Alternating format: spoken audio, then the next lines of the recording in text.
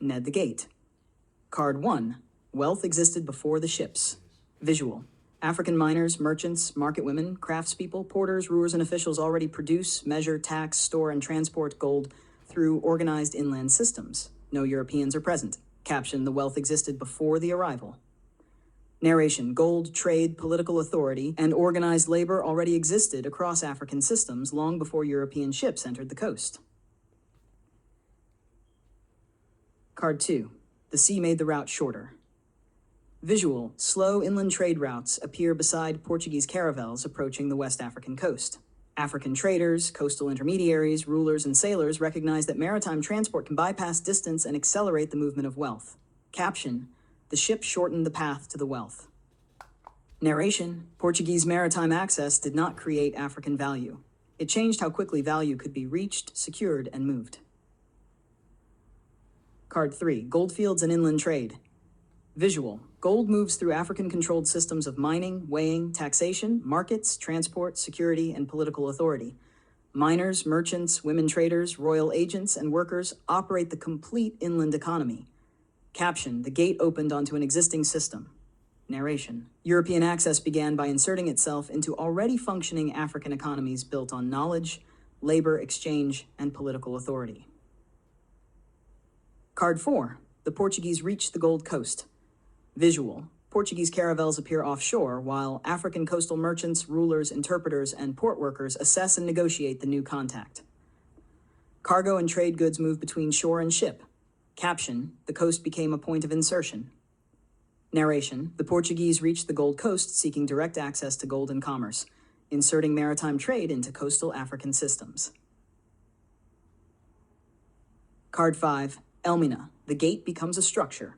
Visual: Elmina rises as a fortified coastal system containing guarded walls, storerooms, weighing rooms, ledgers, cargo routes, exchange areas, and boats carrying goods between the shore and larger vessels.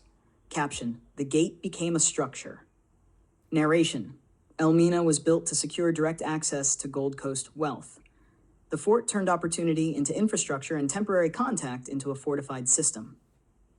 Card 6. African brokers and coastal exchange. Visual: African brokers, rulers, merchants, women traders, interpreters, carriers, and coastal communities organize exchange with Portuguese representatives through markets, storage spaces, surf boats, cloth, metal goods, beads, and gold measuring systems. Caption: the gate worked through local hands. Narration: the coastal system depended on African intermediaries, merchants, rulers, and communities. The gate was foreign built, but it functioned through local participation and shifting power. Card 7. Congo meets Portugal. Visual: the Kingdom of Congo receives Portuguese envoys through a formal court of rulers, nobles, diplomats, interpreters, religious figures, scribes, gifts, and written correspondence. Caption: Congo entered the Atlantic as a polity, not a blank space. Narration: the Kingdom of Congo encountered Portugal through diplomacy, religion, exchange, and political calculation. Contact began between states, not between civilization and emptiness. Card 8. The Court of Afonso Ferfer and the Warning. Visual: Afonso first studies correspondence with advisors, scribes, and envoys, while evidence of predatory trade, political disorder, and growing extraction pressure spreads beyond the court. Caption: the court saw the danger before the machine was complete. Narration: Congo's rulers did not passively welcome every development. Afonso Juan's correspondence shows awareness that the growing trade relationship was producing destabilizing and predatory consequences. Card 9. Rival Europeans crowd the gate. Visual: the African coast becomes increasingly crowded with competing European ships, forts, guarded compounds, merchants, cannons, and loading areas. African coastal authorities attempt to manage the widening pressure. Caption: once profitable, the gate attracted rivals. Narration: what began as Portuguese access became a wider European contest. Profit drew rivals, and rivalry deepened the infrastructure of extraction. Card 10. The gate learns to move people. Visual: the fortified coastal route that once centered gold and trade goods now includes captured Africans processed as transportable property through guarded passageways, holding areas, ledgers, loading routes, and departing ships. Caption: the route that moved gold learned to move people. Narration: the same access system that secured commodities increasingly absorbed human beings into its cargo logic. The gate had learned a more devastating use.